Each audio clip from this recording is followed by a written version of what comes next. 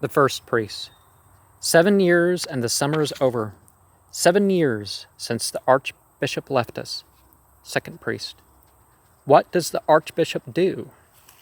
And our sovereign lord, the pope?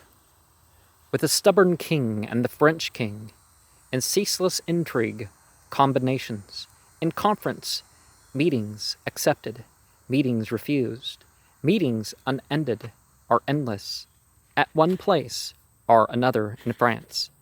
Third priest. I see nothing quite conclusive in the art of temporal government, but violence, duplicity, and frequent malversation. King rules or barons rule. The strong man strongly, and the weak man by caprice. They have but one law, to seize the power and keep it. And the steadfast can manipulate the greed and lust of others. The feeble is devoured by his own. I see to his own was the third priest. First priest. Shall these things not end until the poor at the gate have forgotten their friend, their father in God? Had they forgotten that they had a friend? And there enters the messenger. There's symbolic quality to this family talk in regard to God, but there's a greater truth behind that is usually lost in this father, son, child, parent talk. The messenger says, servants of God and watchers of the temple, I'm here to inform you without circumlocution. The archbishop is in England and is close outside the city. I was sent before in haste to give you notice of his coming as much as was possible, that you may prepare to meet him.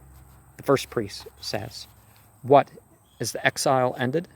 Is our Lord Archbishop reunited with the king? What reconciliation of two proud men? The third priest says, what peace can be found to grow between the hammer and the anvil? Condemnation of fascism. Second priest, tell us, are the old disputes at an end? Is the wall of pride cast down that divided them? Is it peace or war? First priest, does he come in full assurance or only secure? And the power of Rome, the spiritual rule, the assurance of right, and the love of the people? And the messenger says, you were right to express a certain incredulity. He comes in pride and sorrow, affirming all his claims, assured beyond doubt of the devotion of the people, who receive him with scenes of frenzied enthusiasm, lining the road and throwing down their capes, strewing the way with leaves and late flowers of the season. The streets of the city will be packed to suffocation, and I think that his horse will be deprived of its tail, a single hair of which becomes a precious relic. He is at one with the Pope and with the King of France, who indeed would have liked to detain him in his kingdom. But as for our king, that is another matter, the first priest says. But again, is it war or peace? Now, one of the things that Islam does, for example, is that this shaving animals and the point where they lose their tails and cutting off their the fur of their tails and their manes, and that's, it's not right. It's not good for the animal. And it can make the difference between an animal living and dying, even if it is a captive animal. The messenger says, peace, but not the kiss of peace. A patched up affair, if you ask my opinion. And if you ask me, I think the Lord Archbishop is not the man to cherish any illusions, or yet to diminish the least of his pretensions. If you ask my opinion, I think that this peace is nothing like an end or like a beginning. It is common knowledge that when the archbishop parted from the king, he said to the king, my lord, he said, I leave you as a man, in whom this life I shall not see again. I have this, I assure you, on the highest authority. There are several opinions as to what he meant, but no one considers it a happy prognostic. And then he exits. The first priest says, I fear for the archbishop. I fear for the church. I know that the pride bred of sudden prosperity was but confirmed by bitter adversity. I saw him as chancellor, flattered by the king, liked or feared by courtiers in their overbearing fashion, despised and despising, always isolated.